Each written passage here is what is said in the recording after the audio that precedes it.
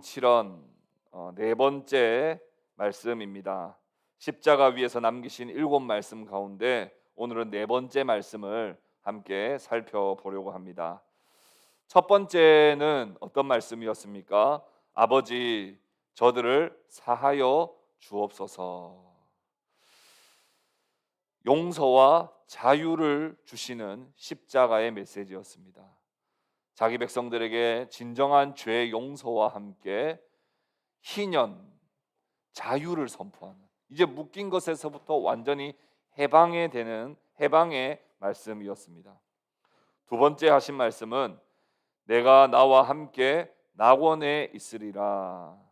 강도 같은 죄인이라 할지라도 주님은 찾아가셔서 그를 구원하시고 영원한 삶을 허락해 주시는, 찾아오시는 하나님, 그리고 영원한 삶을 허락하시는 하나님을 십자가에서 나타내 보이셨습니다.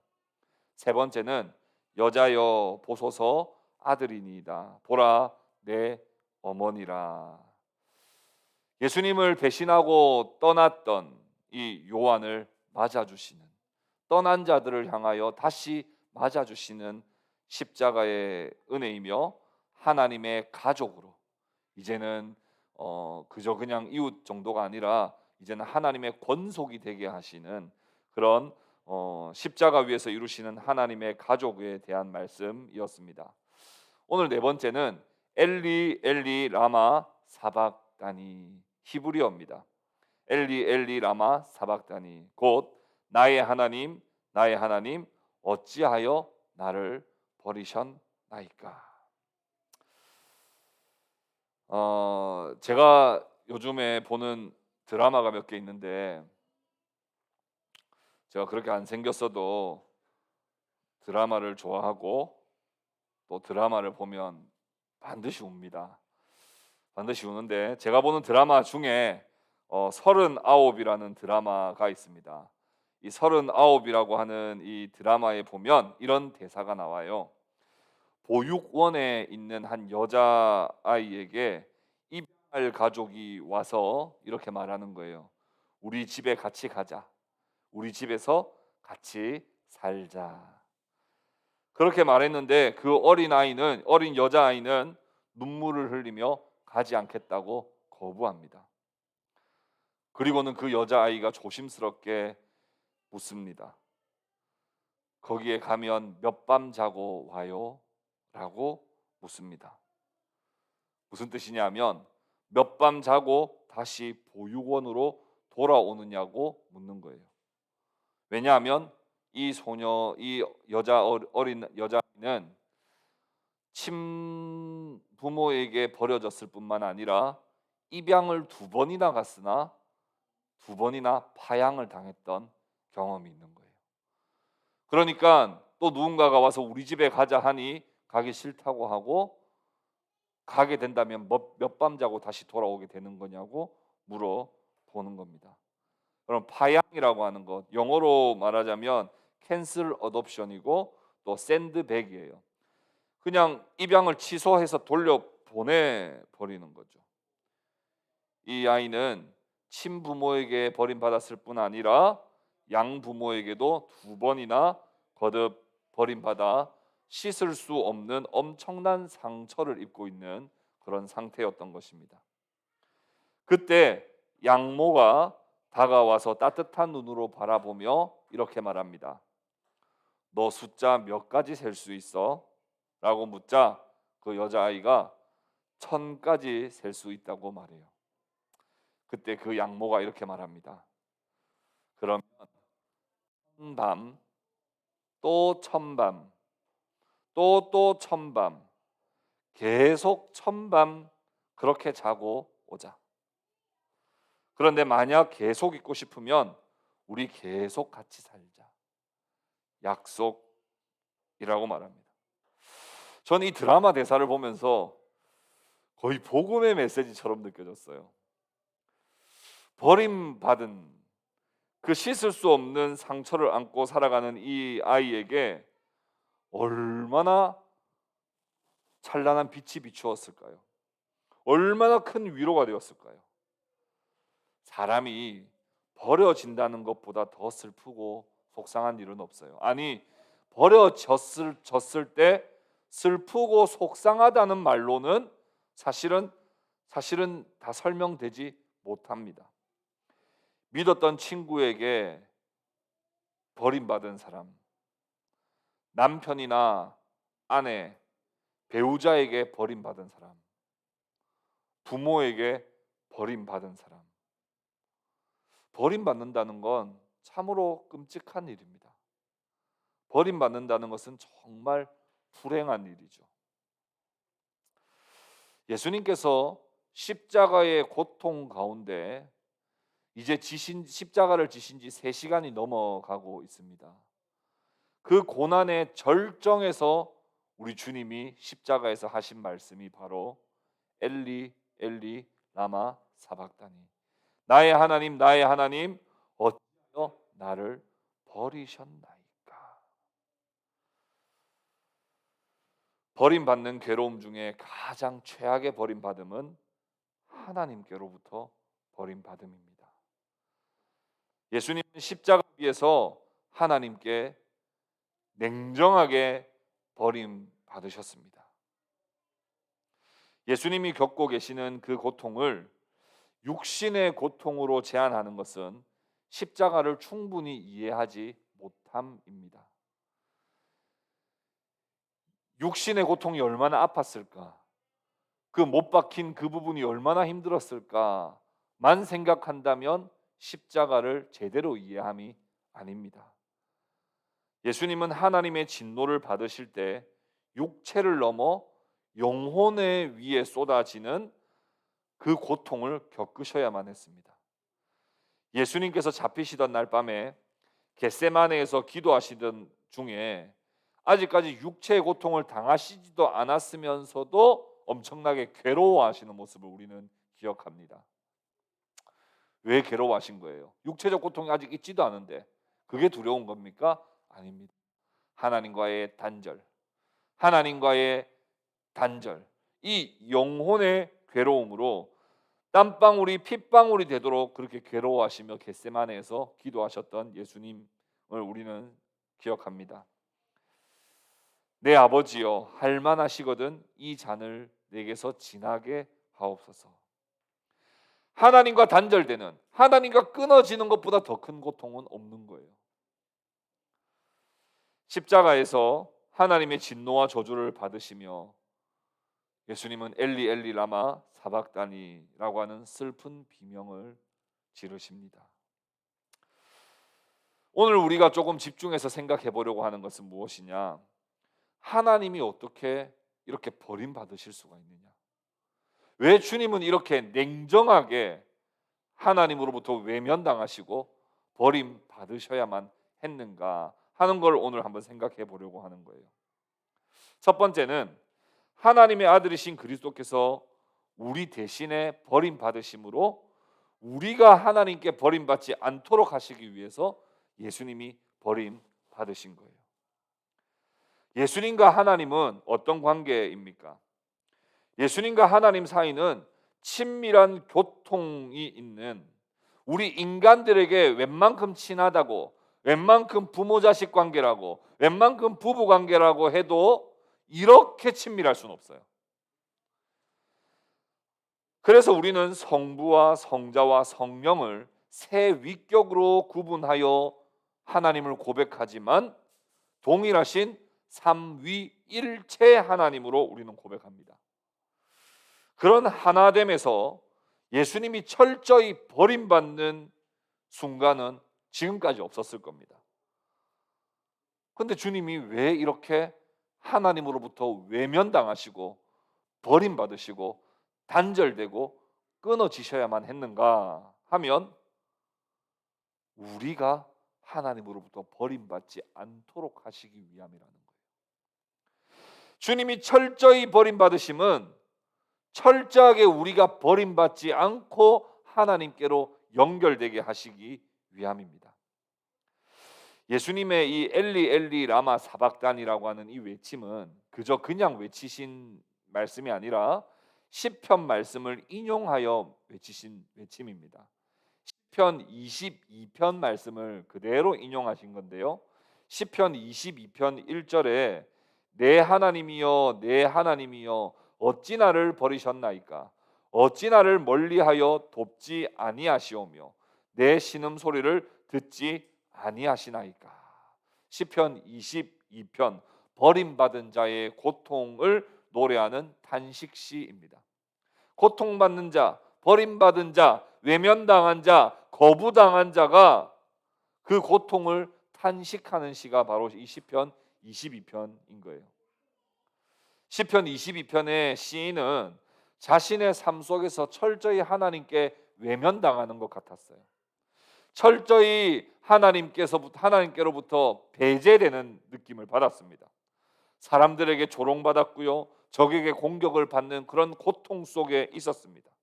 완전히 버려진 외로운 존재로서 자신의 상황을 탄식하는 시가 시편 22편이에요. 아무리 둘러봐도 혼자입니다. 아무리 둘러봐도 내 마음을 이해해 주는 사람이 없고, 아무리 둘러봐도 내 마음을 아는 사람이 없는 것만 같아요. 심지어 하나님께서도 모르는 채 하시는 것만 같아 하나님의 그 침묵에 대한 그 고통, 그것을 부르짖고 있는 것이죠. 예수님께서도 이런 다윗의 마음으로 하나님께 단식하신 겁니다. 엘리 엘리 라마 사박다니라고 할 때 이 사박다니 버리셨나이까 라고 하는 이 말은 쉐바크라고 하는 말에서 나왔어요.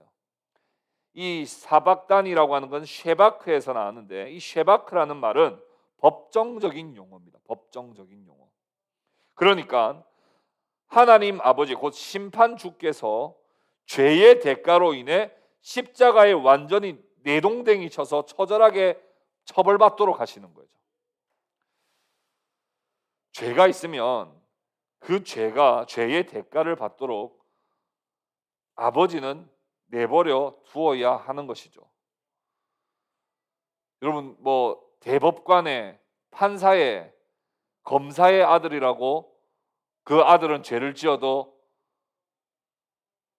이 죄의 대가를 받지 않는다고 한다면 어떻게 정의가 세워질 수 있겠습니까? 그 사람이 대통령이라 하더라도 누구라 하더라도 법 앞에서는 평등하게 그 법에 대해서 반드시 죄의 대가를 지불해야 되는 것이죠.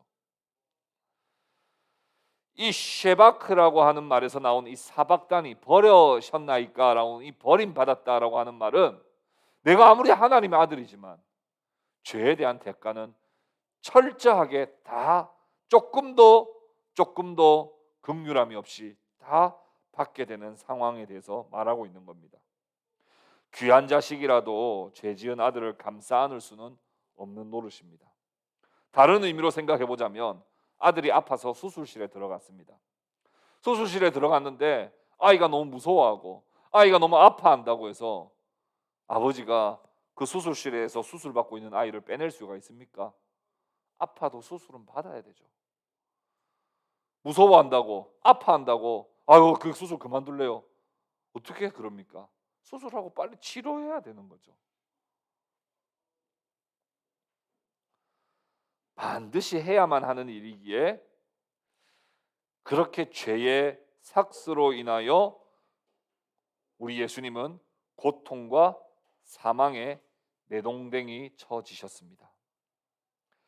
이사야 59장 2절에 죄가 하나님과의 관계에 대해서 어떤 결과를 가져오는지에 대해서 말하고 있습니다. 오직 너희 죄악이 너희와 너희 하나님 사이를 갈라놓았고 너희 죄가 그의 얼굴을 가리어서 너희에게서 듣지 않으시게 하니라. 죄는 하나님과 사람 사이를 갈라놓아 버려요. 단절시켜 버리고 끊어 버립니다. 죄의 결과는 하나님의 단절이므로 결국은 사망에 이르게 되는 것이죠. 하박국 선지자도 선언하였던 것처럼 주께서는 눈이 정결하심으로 악을 참아 보지 못하시며 패역을 참아 보지 못하시거늘. 공의로우신 하나님께 예수님은 철저히 버림받으셨습니다. 십자가에서 고통의 절정의 순간에 하늘을 여시고 내려주시는 하나님의 음성도 침묵하고 있습니다. 주님을 그동안에 돕던 천사들도 어디 갔는지 보이지 않습니다. 그 순간에는 밝게 비추던 태양조차도 얼굴을 가리우고 어두워지고 있습니다. 아마도 그 순간 마귀는 예수님을 조롱하며 쾌재를 불렀을지도 모릅니다. 이겼다. 내가 이겼다. 아이고, 잘난 체 하더니 잘 됐다. 하나님께 더 기도해봐. 하나님 널 구원해 주시나. 이 게임은 내가 이긴 게임이야 하며 마귀는 쾌재를 불렀을지도 모릅니다. 예수님은 왜 이토록 처참하게 외면당하시고 버림받으셔야만 했습니까? 그리스도께서 어떤 죄를 범하시고 아버지의 뜻에 어떤 불순종을 했기에 이렇게 외면당하셔야 했습니까? 바로 그 죄는 우리가 범한 죄 때문입니다. 우리가 범한 죄 때문에 하나님은 죄 없으신 아들을 버리셨습니다. 우리가 버려져야 할 존재이지만 우리가 버림받지 않도록 하시기 위하여 독생자께서 버림받으셨습니다. 우리가 하나님과 끊어져야 했으나 우리를 연결시키기 위하여 모든 죄를 홀로 담당하셨습니다. 우리는 예수님의 십자가를 생각할 때, 그리스도의 버림받으심을 생각할 때 나를 버리지 않으시기 위하여, 나에게 그런 상처, 나에게 그런 불안, 나에게 그런 두려움, 나에게 그런 고통, 그런 심판이 당하지 않게 하시기 위하여, 날 위하여 주께서 버림받으셨음을 여러분들 꼭 기억하시고 믿음으로 고백하시고 감사함으로 살아가시는 저와 여러분들 다 되실 수 있기를 예수님의 이름으로 축복합니다. 두 번째, 왜 그리스도께서 버림받으셔야만 했는가? 우리와 동행하시기 위해서입니다. 가상 7원 7마디나 되는 십자가 위에서의 말씀 가운데 마태복음에 나타나는 예수님의 말씀은 딱 이 한 문장밖에 없습니다. 엘리 엘리 라마 사박다니. 지금까지 우리 누가복음이나 요한복음에서 예수님의 가상 7원을 봤는데 마태복음에서 지금 이야기하고 있는 건 딱 이 한 문장이에요. 한마디. 그렇다면 마태복음의 관점에서 이 말씀을 이해하는 것이 훨씬 더 유익합니다. 그럼 마태복음의 전체 주제는 무엇입니까? 마태복음의 전체 주제는 임마누엘입니다. 하나님이 우리와 함께 하신다는 거예요. 이사야 말씀을 인용하여 마태복음 1장 23절에 보라 처녀가 잉태하여 아들을 낳을 것이요 그의 이름을 임마누엘이라 하리라 하셨으니 이를 번역한즉 하나님이 우리와 함께 계신다 함이라. 마태복음은 예수님의 성육신의 의미를 임마누엘로 정의하고 있습니다. 예수님이 왜 이 땅에 오셨냐? 우리와 함께 하시기 위해서다. 그리고 예수님이 왜 십자가에 죽으셨냐? 우리와 함께 하시기 위해서다. 예수님이 그러면 왜 이 땅에서 다시 또 떠나서 하늘로 가시냐? 우리와 함께 하시기 위해서다. 그래서 마태복음 28장 18절 20절 제일 마지막 말씀 지상명령이죠. 예수께서 나와 말씀하여 이르시되 하늘과 땅의 모든 권세를 내게 주셨으니 그러므로 너희는 가서 모든 민족을 제자로 삼아 아버지와 아들과 성령의 이름으로 세례를 베풀고 내가 너희에게 분부한 모든 것을 다 가르쳐 지키게 하라. 볼지어다 내가 세상 끝날까지 너희와 항상 함께 있으리라. 임마누엘로 시작된 마태복음이 임마누엘로 끝이 나게 되는 거죠. 동행입니다. 동행. 따라서 예수님은 그분의 백성과 함께 하시기 위해서 오셨고 그분의 백성과 함께 하시기 위하여 십자가를 지셨고 그분의 백성과 함께 하시기 위하여 떠나셨습니다. 마태복음 18장 20절에는 이렇게 말씀해요. 두세 사람이 내 이름으로 모인 곳에는 나도 그들 중에 있느니라. 교회와 성도들과 늘 주님은 동행하시기 위하여 이 땅에 오셨고 십자가를 지셨고 또 하늘로 가셨단 말입니다. 그래서 우리는 주님의 그 십자가 지심을 동행으로 우리는 연결시킬 수 있습니다. 히브리서 2장 18절에 이렇게 말씀해요. 그가 시험을 받아 고난을 당하셨은즉 시험 받는 자들을 능히 도우실 수 있느니라. 그리스도께서 왜 고난 당하셨느냐? 그리스도께서 고난 당하신 것은 시험 당하고 고난 받는 자기 백성들을 도우시고 함께 해 주시기 위함이라는 거예요. 주님이 고난 받으신 이유는 고난 받고 시험 받는 자들을 도우시기 위해서예요. 여러분, 우리는 흔히 나와 같은 경험을 한 사람과 이 이신전심이죠. 이 같은 경험을 한 사람과 함께 공감대가 형성이 되고 또 그 사람과 함께 이야기할 때 또 위로를 받기도 합니다. 깊은 고독을 경험하신 이유는 외롭고 쓸쓸한 자들을 위로하시기 위함이에요. 아파 본 사람만이 아픈 사람의 마음을 이해할 수 있는 법이죠. 우리 주님이 십자가에 고통 당하신 이유는 고난받는 자들을 능히 도우시고 그들과 동행하시기 위함인 것입니다. 요한복음 15장 13절에서 15절에는 이렇게 말씀합니다. 사람이 친구를 위하여 자기 목숨을 버리면 이보다 더 큰 사랑이 없나니 너희는 내가 명하는 대로 행하면 곧 나의 친구라. 이제부터는 너희를 종이라 하지 아니하리니 종은 주인이 하는 것을 알지 못함이라. 주님이 왜 우리를 위하여 십자가에서 죽으셨습니까? 우리와 친구가 되시기 위해서라는 거예요. 자기 목숨을 버리시면서까지 이루고자 하셨던 것은 우리와 진정한 친구가 되기 위함입니다. 마음을 같이하여 어디든지 함께 가는 그런 동행을 이루기 위함이라는 거예요. 자기 목숨을 주는 것보다 더 큰 사랑이 있습니까? 여러분, 자기 목숨보다 더 귀한 게 어디 있어요? 그걸 주는 것보다 더 큰 사랑이 어디 있습니까? 주님이 우리를 위하여 자기 목숨을 주신 것은 우리와 진정으로 친구가 되기 위함입니다. 거기에 대한 부연된 설명이 뭐예요? 종과 주인에 대한 내용이에요. 너희들 더 이상 종이 아니라는 거예요.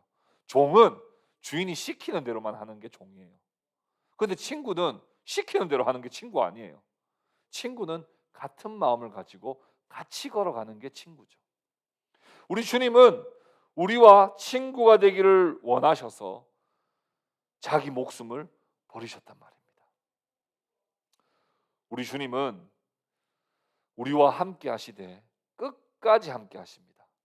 비명을 지르는 그 고통의 절정의 상황에 주님은 포기하지 않습니다. 여러분, 우리가요 고통의 극에 달하면 포기하게 됩니다. 참을 만큼 참았다가 도저히 못 참을 때는 더 이상 못 참겠다, 나 그만할래, 이게 일반적이에요.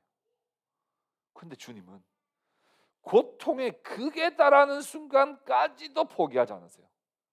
심지어 제가 지난번에도 한번 말씀드렸지만 이 바로 뒤에 신포도주를 마시게 돼요. 그 전에는 포도주를 마시지 않는데 이 쓸개를 탄 포도주를 마시지 않는데 신포도주를 마십니다. 왜요? 힘을 내서 고통을 더 당하려고요.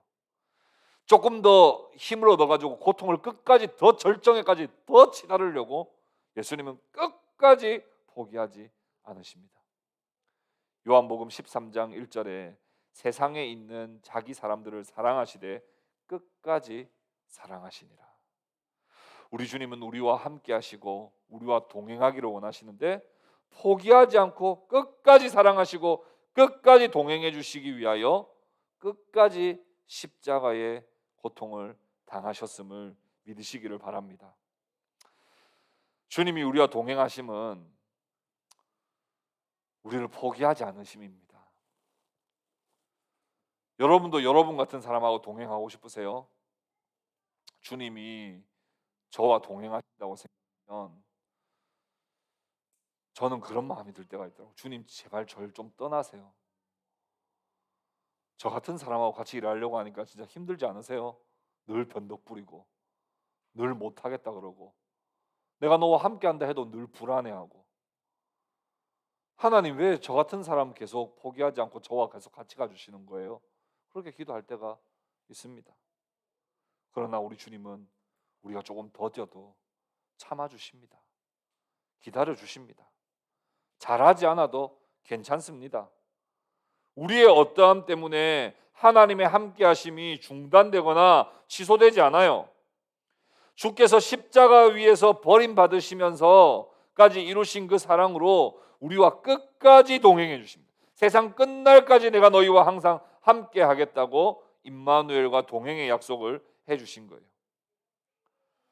시편 23편에 사망의 음침한 골짜기로 다닐지라도 해를 두려워하지 않을 것은 주께서 나와 함께 하심이라. 우리가 사망의 음침한 골짜기를 늘 다닐다 할지라도 주께서 나와 함께 하시기에 우리는 두려워하지 않는 삶을 살 수 있는 거예요. 그러니 십자가의 신앙을 가진 성도 여러분, 제발 좀 안심하십시오. 제발 좀 안심하세요. 염려하지 마세요. 두려워하지 마세요. 찬우, 성경에 제일 하지 말라고 하는 게 뭐예요? 두려워하지 말라. 성경에 제일 많이 등장하는 두려워하고 걱정하지 말라, 염려하지 말라. 십자가 신앙이 있는 사람에게 제일 안 어울리는 말은 불안이고 두려움이에요. 형제 자매 여러분, 제발 좀 안심하십시오. 제발 좀 안심하세요. 주님이 여러분과 함께 하십니다. 제발 좀 안심하세요. 여러분, 돈이 있으면 안심이 되죠. 돈이 적자는 위로를 줍니다. 근데 돈이 여러분 절대로 안 지켜줍니다. 돈은 반드시 여러분들 배신할 겁니다. 여러분들을 갈라놓든지, 여러분들의 부부 사이를 갈라놓든지, 여러분들 부부 자식 관계 갈라놓든지, 여러분들 신앙을 떼어놓든지, 돈을 사랑하면 일만하게 뿌리라 그랬어요. 돈이 나를 지켜줄 것 같고 돈이 나를 위로해 줄 것 같지만 돈은 반드시 여러분들을 배신합니다. 그런데 지금은 외면하시는 것 같고 지금은 나를 안 도와주시는 것 같지만 우리 주님은 우리를 절대로 포기하지 않으시고 우리와 함께해 주십니다. 히브리서 13장 5절에는 이렇게 말을 해요. 돈을 사랑하지 말고 있는 바를 족한 줄로 알라. 그가 친히 말씀하시기를 내가 결코 너희를 버리지 아니하고 너희를 떠나지 아니하리라 하셨느니라. 히브리서 또한 성도가 자신의 삶과 처지에 안심할 수 있는 원동력은 결코 돈이나 재물이 아니라 하나님이 절대로 나를 버리지 않으시고 하나님이 나와 반드시 함께 하신다라고 하는 그 믿음이 나로 하여금 안심할 수 있도록 해준다고 말씀합니다. 바울 또한 수많은 위협과 고난 속에서도 자신의 삶 사역을 포기하지 않는 이유를 예수 그리스도 안에서 나를 버리지 않으심이라고 사도 바울은 고백하고 있습니다. 그러니까 사도 바울이 그렇게 저돌적으로 선교할 수 있었던 거예요. 왜요? 주님이 나와 함께 하심을 믿으니까요. 고린도후서 4장 7절에서 9절에 이렇게 말씀합니다. 우리가 이 보배를 질그릇에 가졌으니 이는 심히 큰 능력은 하나님께 있고 우리에게 있지 아니함을 알게 하려 함이라. 우리가 사방으로 우겨쌈을 당하여도 쌓이지 아니하며 답답한 일을 당하여도 낙심하지 아니하며 박해를 받아도 버림받지 아니하며 거꾸로 뜨림을 당하여도 망하지 아니하고. 이런 믿음이 있었기 때문에 바울은 정말 하나님 나라를 위해서 살아갈 수 있었던 거예요. 우리는 사방에 우겨쌈을 당하면 불안하고 두려워하고 낙심하죠. 답답한 일을 당하면 답답해 죽어버릴 것만 같죠. 박해를 받으면 신앙도 포기하고 싶어져요. 거꾸로 뜨림을 당하면 하나님도 저주하고 싶어집니다. 그러나 하나님이 그런 상황 가운데서도 우리를 버리지 아니하시고 우리와 함께 하시는 그 십자가에서 이루신 그 사랑을 여러분 꼭 기억하시기를 바랍니다. 말씀을 맺겠습니다.